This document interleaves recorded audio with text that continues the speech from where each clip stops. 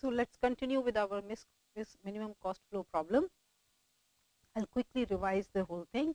So, we said that we will have a starting solution as a structure TLU, where T is the spanning tree,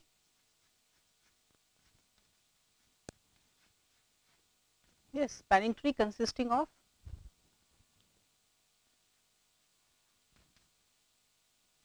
basic arcs, right. Now, these arcs, the flow may be some of the flows may be at their upper bounds, but we will call these the basic arcs. So, the spanning tree is the spanning tree consisting of basic arcs. Then U or okay, L is the set of arcs at their lower bound,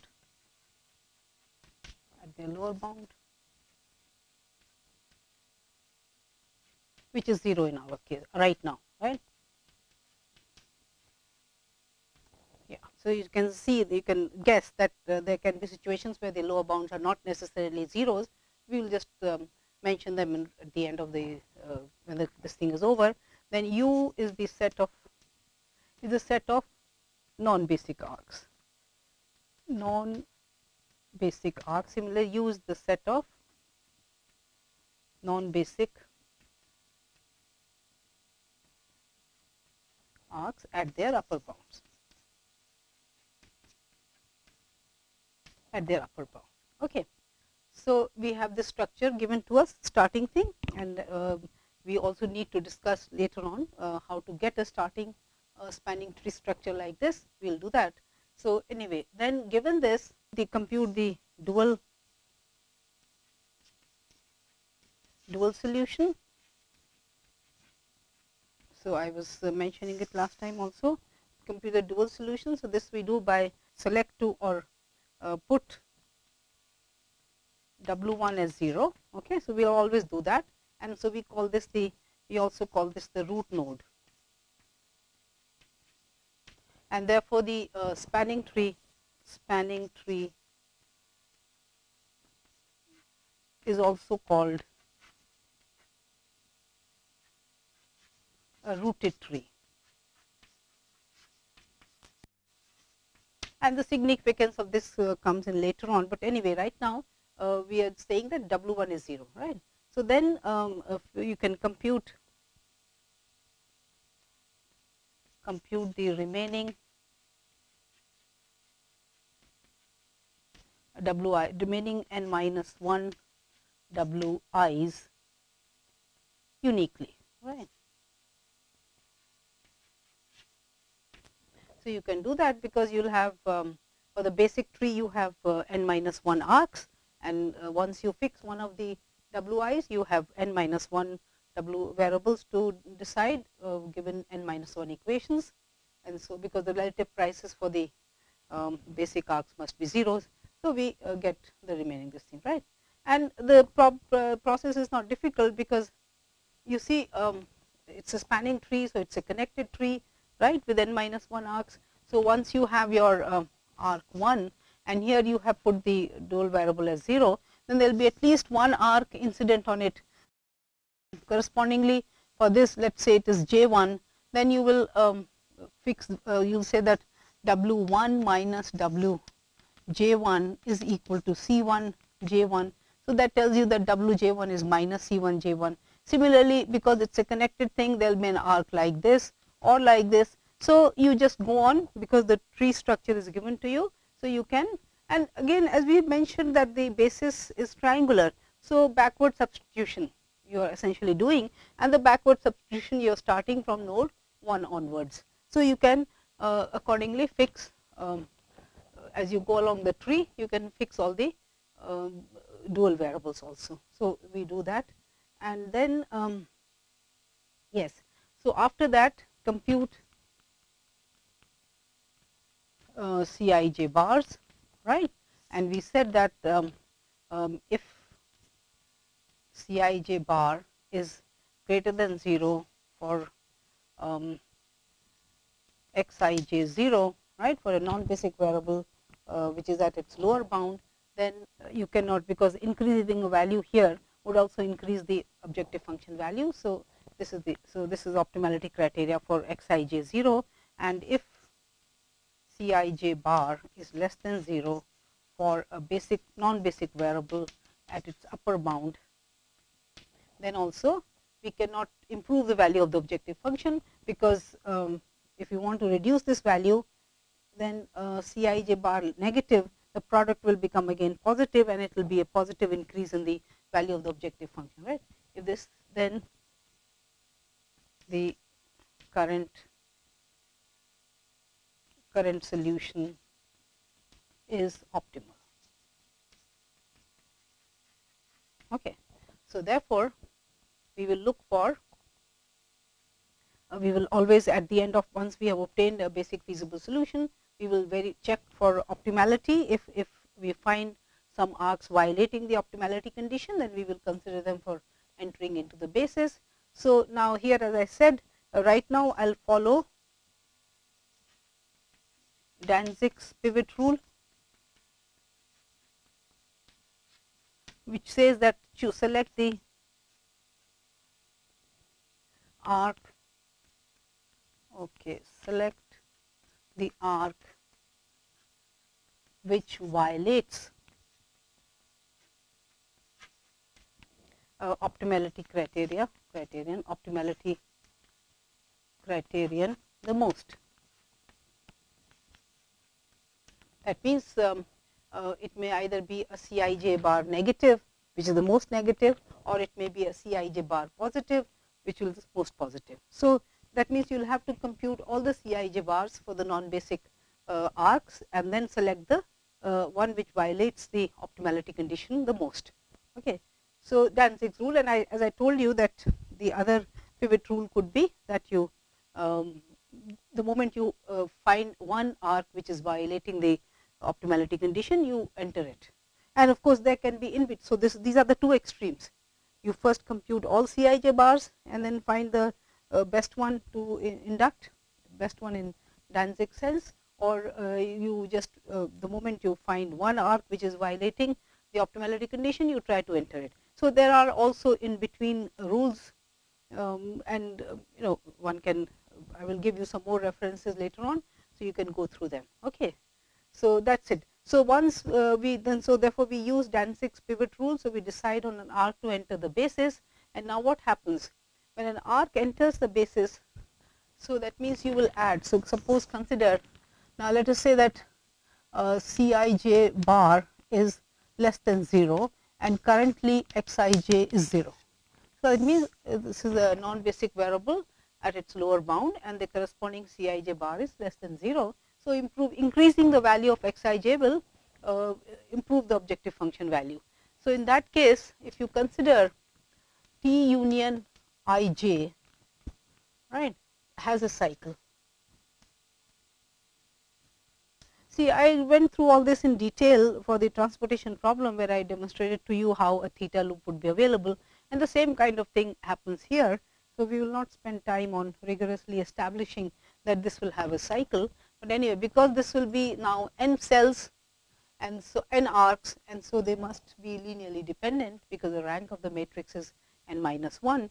So this will have a, and cycle we showed you is a minimal, in this concept of minimal dependent set. So that means it will be the set of columns which have two entries, two entries. Each column of this set consisting of the cycle will have two entries, 1 plus 1 minus 1. And so when you add up, you can add up all the rows, it will be 0. Anyway, so this has a cycle, right?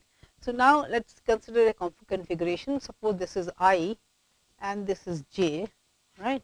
And then you may have J1, and then you may have J2, and this may be J3, and then this. Okay. So this is your cycle. And now what we talk about, I have already mentioned all these things, so I am just going through them so that you have a you can recall all these things. So the thing is that we want to increase the flow along this direction, right, on the arc Ij, because the Cij bar is less than 0. So then we give an orientation to the cycle which is the same as the orientation of the arc, because we want to increase the flow in this direction. So, that means, and now the idea is to determine by what level you can raise up this value. So, suppose I want to increase the flow by delta here, then this arc also has the same orientation as the cycle or as the arc ij. So, therefore, also here also the flow will increase, but now this arc has an orientation which is opposite to the orientation of the cycle. Therefore, this will, the flow here will decrease, and so we indicate that by minus delta, because see the arc is in this direction. So, if I try to flow something, which means I am actually reducing the flow on this arc, right. Then here this also has the same orientation. So, this will be plus delta and this will be delta. So, all these arcs will have. So, now what are the considerations? As usual, again the same, see it is the same simplex algorithm. I first showed it to you how it can be implemented on a transportation array. You saw the simplifications, tremendous simplification. Now, I am just trying to show you how to implement the simplex algorithm on a graph, on a network. This is the difference, otherwise the theory and everything remains the same, right. So, in any case you want to just quickly recall. So, here you see you will have 3 values. Delta 1 will be the smallest value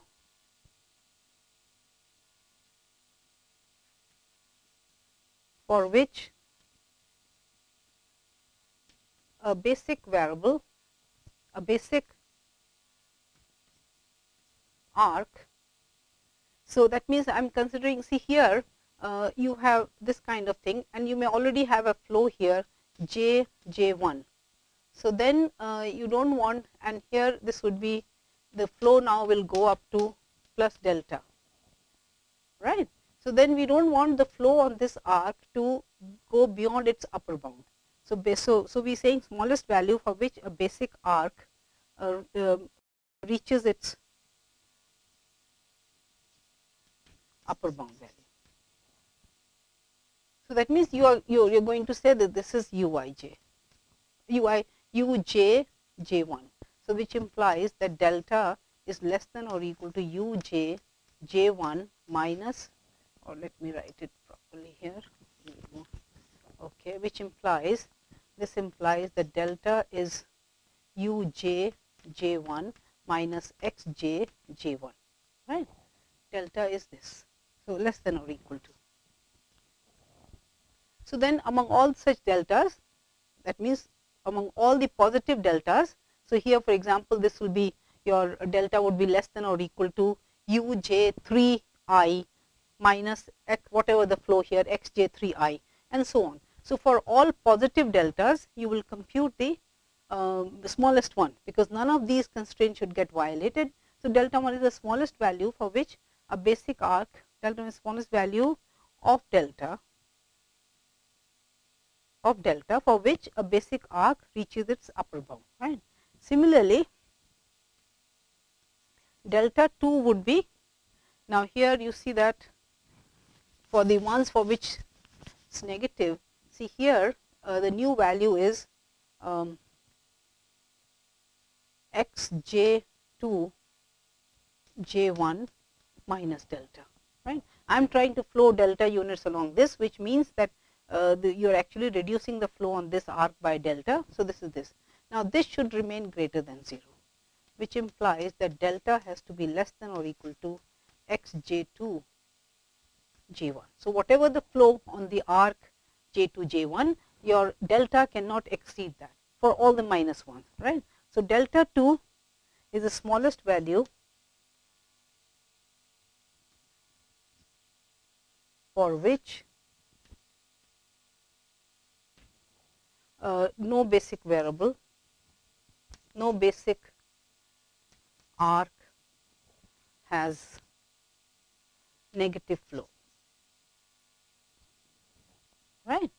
So, you want to make sure that when you increase the flow on a basic non-basic arc, none of the basic arcs has a flow less than 0, right. And what is your delta 3? I am increasing the flow here.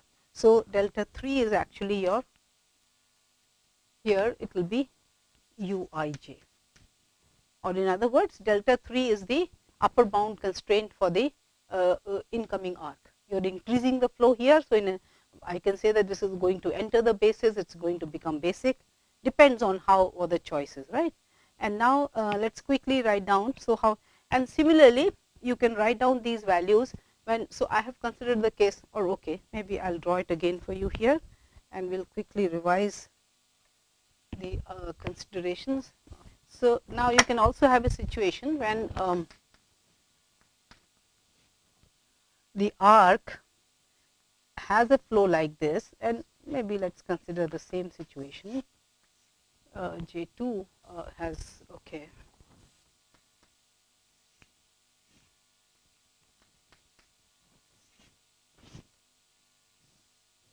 this one. And now this is the case when Cij bar is greater than 0, and uh, and the flow Xij is Uij. So that means this is saturated arc. And if the Cij bar is greater than 0, reducing this value will give a decrease in the value of the objective function, right. So therefore now your orientation will be reversed, right. I'll do it this way,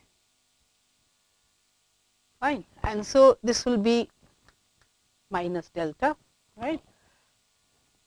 Here again this will be minus delta, and this is also opposite, yeah, but this will become plus now, and this will be minus delta. So I want to decrease the flow on arc Ij, then I will use this device, so that I say that the orientation now becomes opposite to the direction of Ij, because I want to give flow into the cycle in this direction. And yes, and you can yourself observe, just like theta loop, that because I am changing the flow along a cycle, at every node conservation is there, and so your constraints will not be violated, the constraints will remain intact. So here also what we are doing is we are saying that this has to be like this, and which means that the flow here will go down by delta. And so again when you want to determine, you will have the 3 numbers again. See here delta cannot, so here delta cannot be greater than Uij, right, because otherwise the flow here will become negative. And then for all these minus arcs, see here the flow in, so therefore here the delta will be governed by the amount of flow that you have in this direction, because the same consideration as you had for the arc J2 J1. See here we said that delta has to be less than or equal to xj to x. So wherever there is a minus sign, the delta will be governed by the amount of flow that is there already in the arc, right. So in our case this one, the flow is here Uij, and on this it is xj3i and so on. So for minus ones, the value of the delta has to be governed by the amount of flow that is already there in the network. For plus 1 here, your consideration will be that this arc should not again exceed its upper bound. So here you will have the that delta must be less than or equal to uj2 j1. In other words, your whatever the flow j2 j1, this is the flow, plus delta should be less than or equal to uj1 j2, and so on. So once you understand, because the theta loop part was very well done with you, so you understand that this is the thing. So once that means depending on what kind of arc we are entering into the basis, we will compute these things and decide. And so now once you have decided the value of delta, so then you update, that means update the flow in the network, right.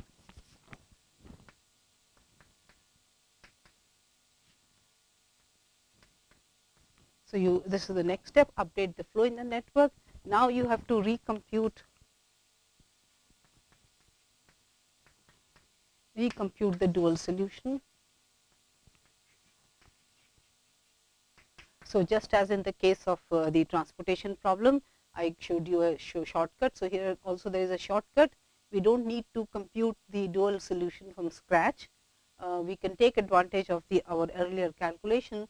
So for example, what we are saying is that if suppose you have something like this,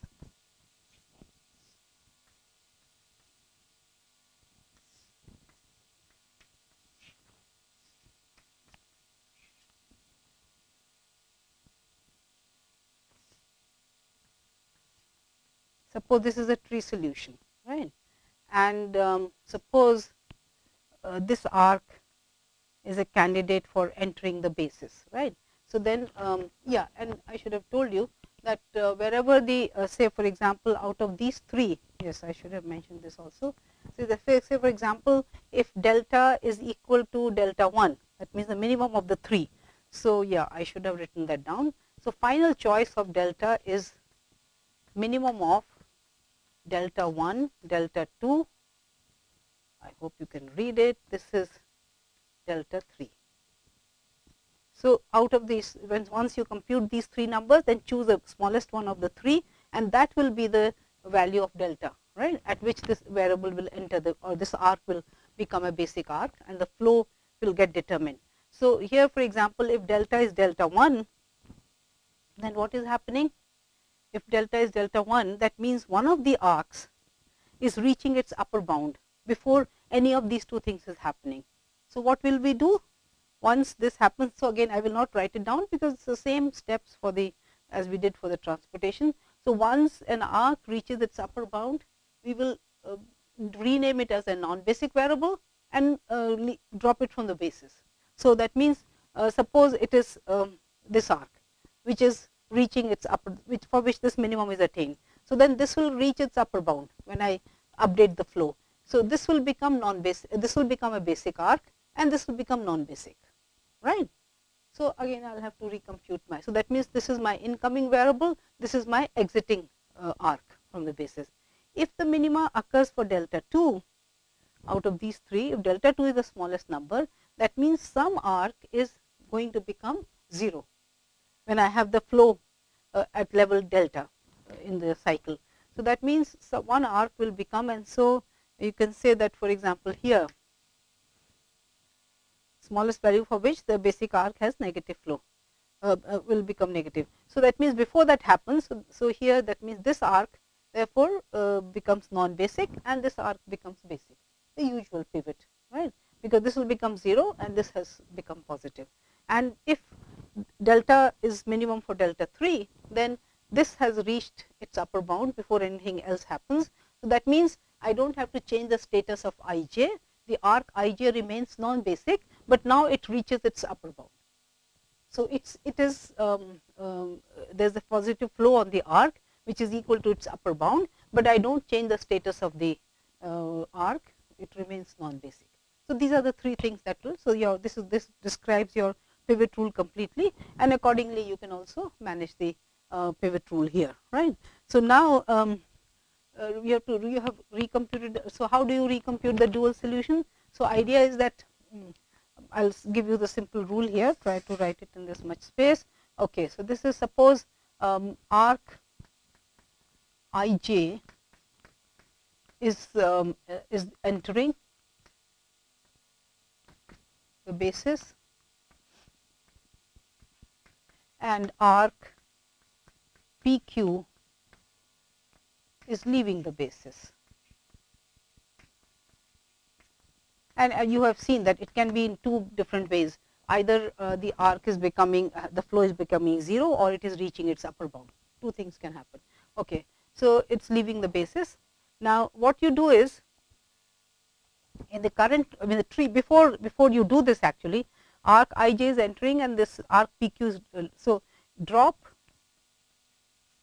PQ from the current tree, which I mean is that before you have done the pivot, before the pivoting, drop PQ from the tree before the pivoting, before the pivot, right. So you are dropping this in that, and then this will decompose the tree into two trees, T1 and T2, right, where node 1 belongs to T1. So your root node, okay, node 1 belongs, so we will call that subtree T1 for which, in which T1 lies, right. So and the other one is T2. So that will always happen, you see, because it's a minimal minimally connected tree subgraph. So, like for example, if I drop this arc from the tree, then I will have this portion and I will have this portion, right. Look at, I drop this arc, then I will have T2 will be just simply this node and T1 will be this, because 1 belongs to T1. So, you will always have 2 subtrees the moment you drop the exiting arc from the basis, right. So, then and now you have 2 cases, Q belongs to T2. See, so therefore, okay, before I say that, yeah. So, Wi's for I belonging to T1 do not change.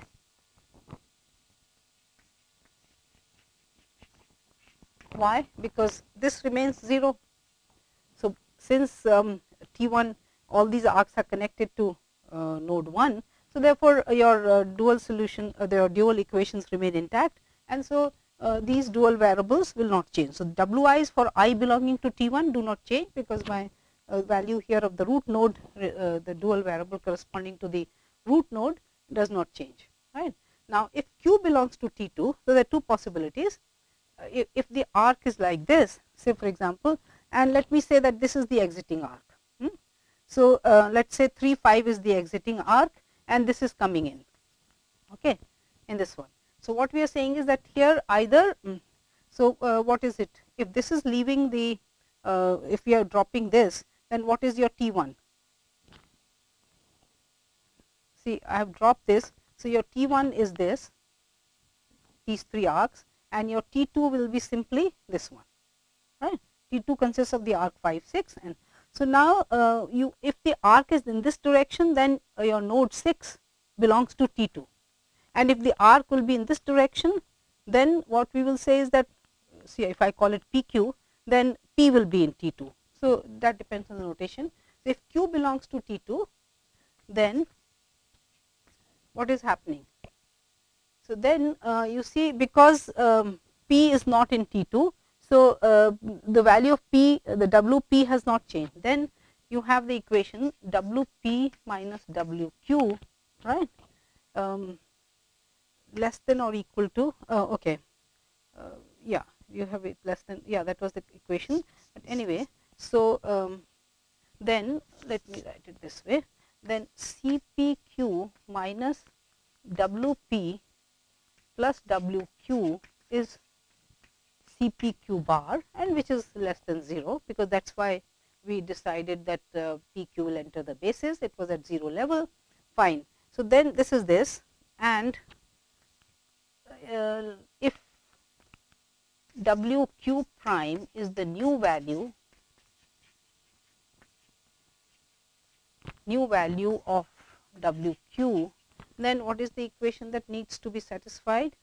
Then we want that WP minus WQ prime should be equal to CPQ now, because PQ is going to become a basic arc, right. This is it. So, which implies that your WQ prime is equal to WP minus CPQ, and from here WP, if you take it to this side, is equal to WQ minus CPQ bar. So, that means the new value of WQ prime is WQ minus CPQ bar. So, the value of WQ changes by you subtract CPQ bar from it, and so this is the new value that you have, right. And we have already discussed this again in the transportation problem, that now in this T2, if for example, this value has changed, then this value will also change, because they are connected by the same amount. So, that means what is our rule now? For all nodes in T2, the dual solution. So, when we are recomputing the dual solution, so what comes out is that Wi's for I belonging to T1 do not change. So, you do not have to spend time computing them, and for and Wi goes to Wi minus CPQ bar for I belonging to T2, where we know that PQ is the exiting variable. Oh, sorry, what did I say here? Yes, let us be clear. Is Ij is entering. So I should have, and the base, so we drop PQ, and I should have, yes, I should have said, if I say that it is Ij which is entering, then if j belongs to T2, then I have to recompute. So maybe it will be easier to, I'll keep it as QT2, I'll leave this. So here we will say that Ij is the, okay, is the exiting, is leaving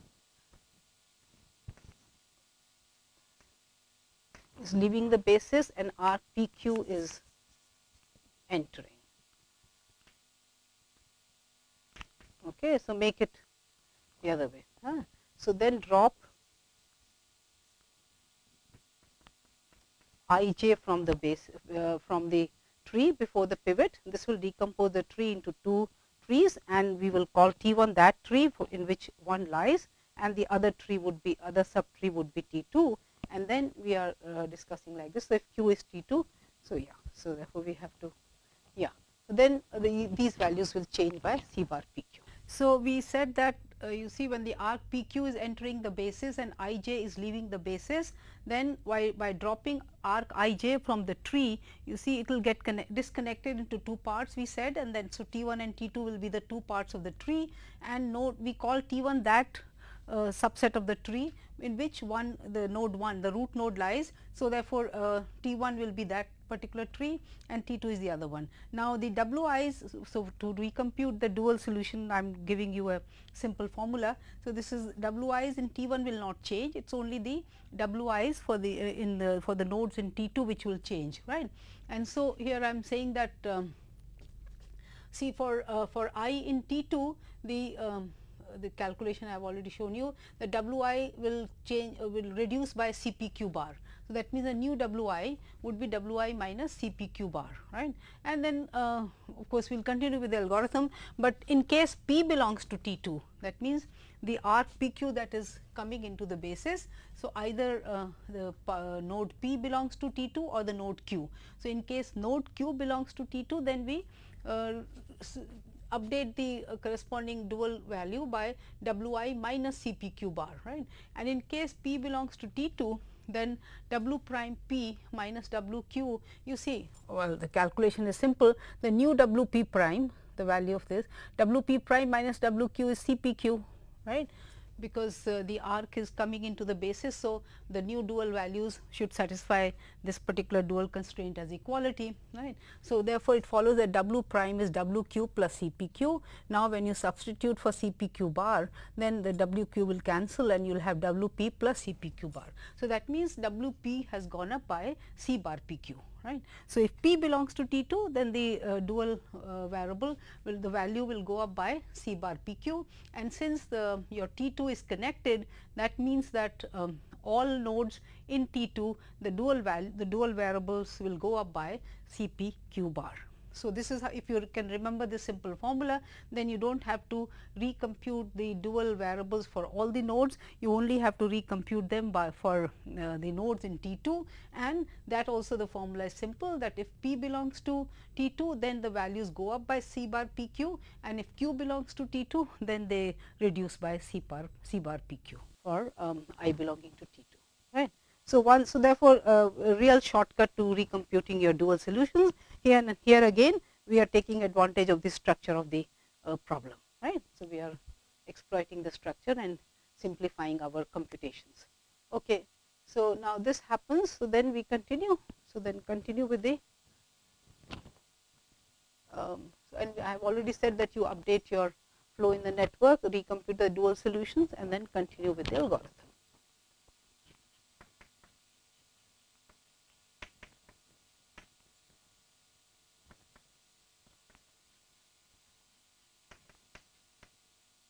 Okay. Now there are few issues that we need to look at, and so I will first work out an example for you quickly. So I will show you one or two iterations of the algorithm, and then we need to look at how to compute the starting dual feasible solution, right. That means I must get a starting structure TLU, and given a problem to solve, and secondly we have to tackle degeneracy. Okay. And again it's nothing different, it's just that here again people take advantage of the structure and try to come up with a simpler rule for combating cycling. So okay, they take up this example. Now here the numbers are Cij, Uij. So the first number is the cost, the second number indicates the upper bound on the flow that can take place on that arc, right? And these numbers are the BIs. So here for node 1 it is 25 units, that is the only source. The other, these 3 do not have anything available. Then 5 and 6 are in our sense markets or the demand points. So then they add up. So sigma BI is 0, right? And you are told that this is the initial solution. So T is this, and U contains these 3 arcs which the flows are at their upper bounds, right? And this is the arc which has 0 flow, 3, 4, right? So I have tried to draw the thing here, and let us see. So 1, 2, and what we will do is we will indicate the, okay, I find it convenient to represent this as a broken line, right? And so the 1, 2, for example, so you had 20 units, this is upper bound. So that means the flow here is 15. So then this flow is 10, right? And so the round circles indicate your basic arcs, and the square ones indicate the non-basic arcs at their upper bounds. The flow is at their upper bound, right?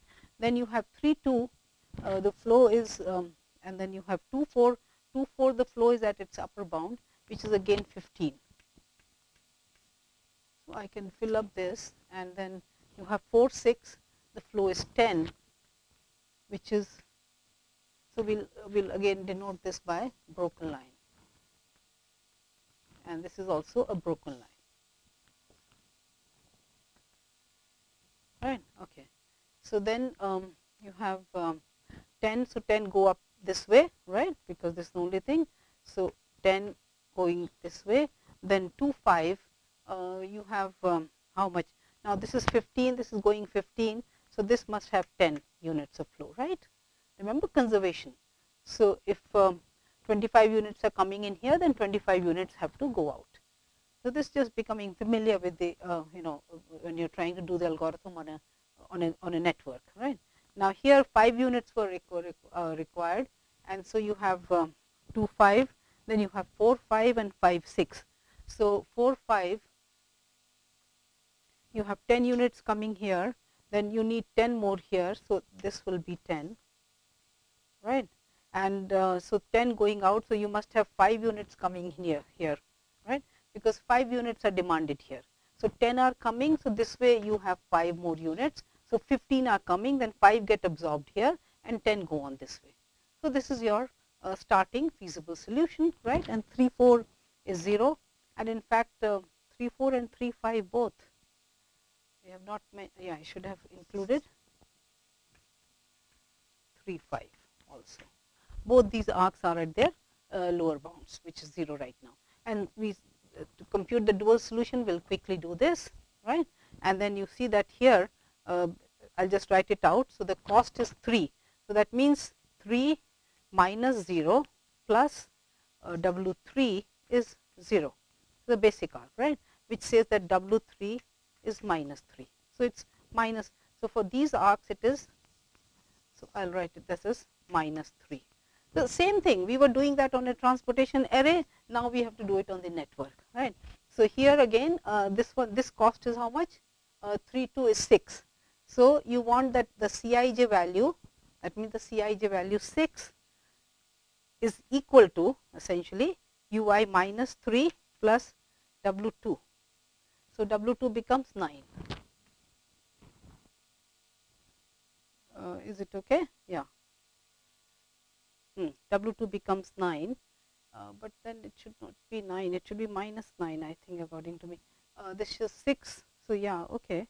We want the relative price to be, so 6 plus 3 plus W, oh sorry, this is minus, okay. So therefore, yes, so your W2 is minus 9. And I'll tell you why I could realize that this is not correct. The plus 9 was not correct. I'll get back to you in a minute. Oh, so yeah. Similarly, let us quickly do this. Yeah. So, this is because for the transportation problem it was also plus, we had got rid of the negative sign, but here the negative sign is intact. So, therefore, yeah. So, for 2 5 what is the calculation?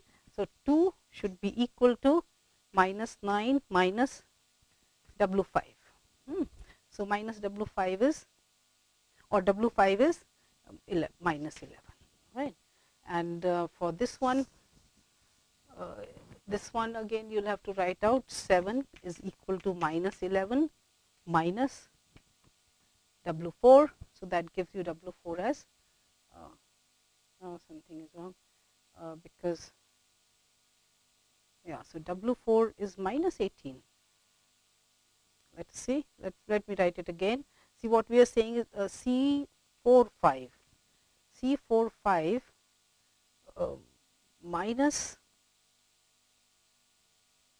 W 4. That's again I was not writing it correctly. So, this is because the arc is 4 5. So, minus W 4 plus W 5 is 0, right. So, therefore, this implies that W 4 is equal to C 4 5, which is 7, and this is minus 11. So, this is minus 4. W 4 is minus 4. We will check this in a minute. Okay. Then, yeah, I should have written out the values. Fine. So, then this for 5 6, what is happening? The cost is 1. So, 1 should be equal to minus 11 minus W 6. So, therefore, W 6 is equal to minus 12. So, given this basic feasible solution, I compute the relative prices, and you see that from here for 3 4, yes, that is positive. So, that will not be a candidate. C 3 5 bar is minus 3. So, this can be a candidate for entering the basis, and C bar 2 4 is 9, and since this is at its upper bound, the positive number here implies that when I reduce the flow, the cost will also come down. So, these are the and 4 6 is at its upper bound, and minus 5 does not help. So, therefore, the arcs that are candidates for coming into the basis, that means arcs 3 5 and 2 4 are candidates for entering the basis, and so we will choose arc 2 4, that means I will reduce the flow.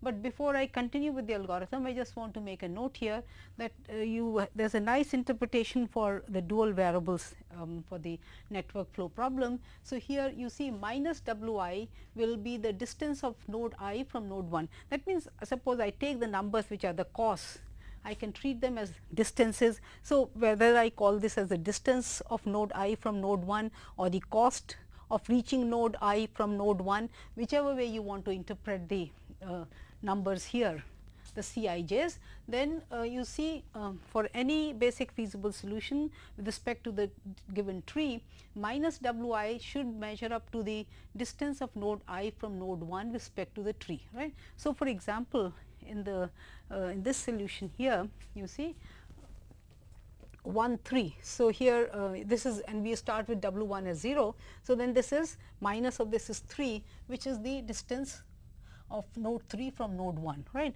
Then you can go up. So, to reach to node 2 from node 1, this is the path you will take. So, you add up the cost, which is 3 plus 6 9. So, minus 9 is your W 2, right. Then similarly, when you come to node 5, this is the path.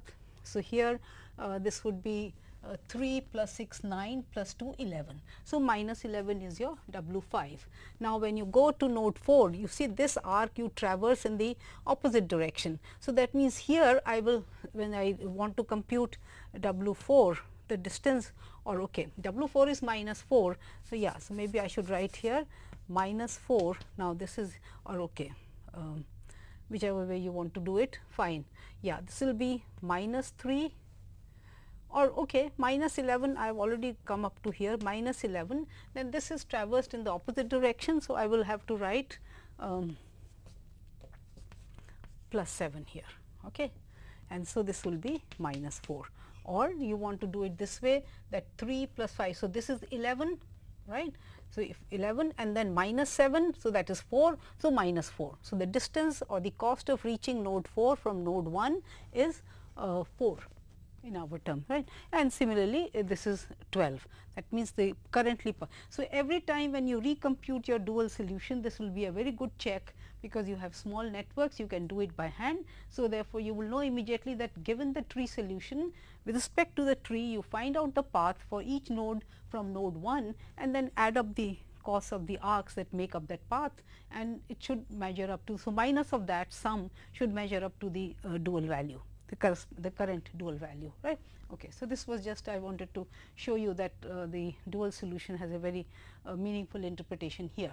Okay. So, now we continue with the algorithm. So, I decide to choose 2 4, because right now I am using the Danzig's rule, which says that you bring the most profitable arc, inverted commas, right. You will bring in the most profitable arc into the basis. So, since C bar 2 4 is 9, so here the rate of reduction in the cost would be at 9 units, this thing, and C bar 3 4 is only how much is it? That is 2, right. No, you sorry, C bar 3 5, C bar 3 5 is 3 minus 3. So, therefore, we will choose C bar 2 4 has to be reduced, and so the cycle formed here would be this when I consider this, and the orientation has to be this, because I am reducing the flow on 2 4, right. So, then on arc 2 4 the flow will go up, and on arc 4 5 again the flow will go down, right. And delta here comes out to be 5, because remember we have to make sure that the flow here should not become negative, the flow here should not exceed its upper bound, and similarly here also the flow should not become 0 negative, right. So, the numbers are 5 5 10, and you take the minimum of the 3 numbers, then 2 5. So, when your delta is 5, 2 5 will reach its upper bound, because currently the flow is 10, and if I add 5 more units, 15, the upper bound will be reached, right. So, now I have 3 choices here, and 2 4 becomes basic, because flow here has now come down from its upper bound, and 4 5, what is happening for 4 5, what is the current flow? The current flow is 5. So, if I reduce the flow, then this becomes 0. So, you see you have either you have a choice of allowing making 2 5 and non basic variable, or dropping 4 5, which is a non basic variable at 0 level. So, we decide to, and this is where you see the problem in the simplex algorithm can come, because your choice of exiting variable is not unique. So, here drop arc 4 5, and similarly for the incoming variable also. So, we decide to drop arc 4 5, is it okay? And I have shown you the updated solution here now. This is 15, I am keeping it as basic, 4 5 has been dropped, this arc the flow has come down by 5 units. So, this is it, right. Now, remember the shortcut that we have used. So, what is happening is that when you see the drop in the arc which is being dropped is 4 5. So, when you drop this from this tree, see we are dropping arc 4 5 from here, then in the current tree this remains intact, it is only node 4. So, node 4 now becomes your T 2, and this is your T 1, because 1 belongs to this part of the tree, right. So, T 2 simply contains node 4, and since your the incoming arc is 2 4, remember it was non basic, now we are making it basic. So, the incoming arc is 2 4. So, that means Q belongs to T 2, and so that means that the corresponding value for W 4 prime will go down by C 2 4 bar, and this is C 2 4 bar is 9. So, minus 4 minus 9 is minus 13, and this is your updated dual solution. Nothing else changes, because the whole of the tree, all the other nodes are in T 1. So, their Wi's remain intact, and this is the only one which changes. And now you can again just do that exercise, that the distance from here to here should measure up to 13, right, and other distances remain the same, because that is the only change you have made, right. Okay, 4 5 has been dropped, fine. So, now that means I recompute my dual relative prices, and here you see that 3 4, yeah, 3 4 is a non basic variable, the value is minus 7 C bar 3 4. So, therefore, this is a candidate for coming into the basis, and again we are using the most negative here, I mean absolute value, largest value. So, this is minus 7. So, therefore, arc 3 4 enters the basis, right. And now when you compute the delta, so I will let you do the computations yourself, but I am giving you the numbers. So, delta is minimum. So, all the three numbers are the same, and here again you have, you see, a lot of choices. Your choice of deciding on the exiting variable is not unique. We let arc 3 4 remain, and of course, because see here what is happening is that 3 4 is also when you allow 3 4 to enter at level 10, then 3 4 reaches its upper bound, and all others also either flow becomes 0 or attains its upper bound, whatever. You can check out what are the choices here. So, in any case, see, we will have to do least work when we decide not to make not to change the status of 3 4. It is just that the flow on 3 4 becomes equal to 10, that means it is equal to its upper bound, right. And so, we will not have to change anything, we will not have to change our dual solution, because no arc is leaving the basis remains intact, right. So, but then what will happen is, remember, if you allow 3 4 to enter, maybe I can just show you here. See, this you are allowing to enter. So, your orientation will be this way, right. So, this becomes this and this comes down like this, right. And so, what is happening that both of them are at 10. So, since you are increasing the flow on this arc by 10 units, this flow becomes 0 and this this flow becomes 0, right. So, you will have to then decide on one of the variables, because you have to maintain 5 arcs in the basis. So, that you have connectivity. So, therefore, I will increase the flow by 10 here. So, 3 4 and okay. So, this will remain non-basic at its upper bound, but here the flow will become I will not disturb this one, next table next diagram I will make, but I will keep 2 4 and 3 2 at 0 level, but in the basis. So, this is what we are doing, we are not changing. So, therefore, we do not have to do any calculations, it is just that this number now, the flow on arc 3 4 is also equal to 10, and both these flows come down to 10. So, now I have updated the solution here. Remember, these two became basic, but at 0 level, right. So, this is the solution. Now, because my dual solution did not change. So, I have from earlier calculation, your C bar 4 6 is equal to 4, 4 6 is at its upper bound. So, this would help in reducing the cost, and now you see, when you want to reduce the cost, your orientation of the cycle would be this, right. So, this would be minus delta, this would be plus delta and plus delta. But you see that here delta would be 0, because this is already at its upper bound. Here there is no flow on arc 2 4. So, I cannot reduce by the flow by any amount. So, therefore, delta by here is also 0. So, therefore, this is a degen. So, that means delta is actually minimum of 0 0 0. I hope this point is clear, right, because the orientation has to be this. I am wanting to reduce the flow on 4 6. So, here also it will be minus delta, there is no flow on 2 4. Then when you want to come down this way, the delta has to be positive. So, plus delta, but the flow is already at its upper bound. So, therefore, the value of delta is 0 0 0, I mean the minimum value, which is equal to 0. Right. So, therefore, this is a degenerate pivot, but it will help us to change the status of certain arcs. So, that we get a new basic feasible solution, new in the sense we get a new tree. So, let arc 2 5 exit, we are saying that because at its upper bound. So, I can make it non-basic, and arc 4 6 enter the basis. So, we are not changing the flow at all, it is just that now I am calling this arc as basic and this arc as is non-basic, and this arc 4 6 as basic, because trying out a new basis. And so, I wanted to show you this step also. So, now here when arc 4 6 enters and you are dropping arc 2 5. So, just see from here arc 2 5 is being dropped, then you see your tree T 1 remains 1 3 2 4, and only 5 6 are the this is the arc which make your T 2. I mean the T 2 is your 5 and then arc 5 6 and node 6. So, these are the, and what is your entering arc 4 6. So, again Q belongs to T 2, okay. And therefore, as I am saying here that incoming arc is 4 6 and 6 belongs to T 2. So, therefore, W 5 W5 and W6 will decrease by C bar 4 6, which is 4. So, I have done that. Earlier value was minus 11, it has become minus 15, and this was minus 12. So, this is minus 16 now, right.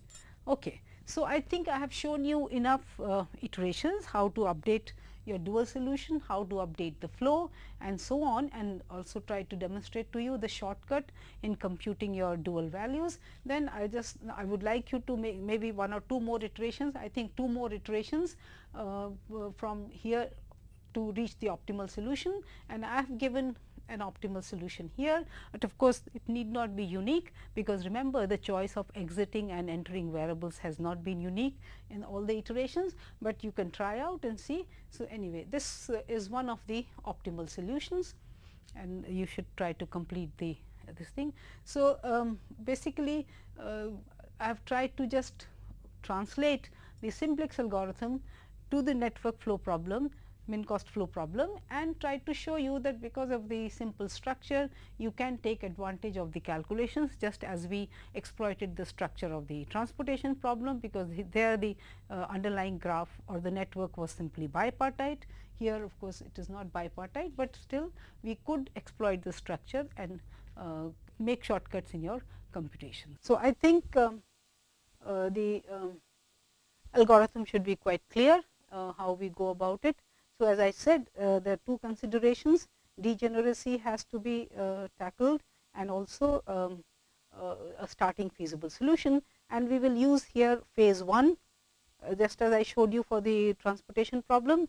We can use phase 1, and that is not difficult, but later on I will give you, as I said, for the bounded variable transportation problem also, I will give you this max flow method of computing the starting feasible solution, which will hold for this one also, because the only difference between a bounded variable transportation problem and a min cost flow problem is that for the transportation problem it is a bipartite graph. So, just the computations become a little different, otherwise it is almost the same thing. So, the idea of including this in the course was, I could have simply said that you just apply the algorithm as for the bounded or as for the transportation problem to this one also, but I wanted to show you how you can work on networks directly and see the implementation of the algorithm.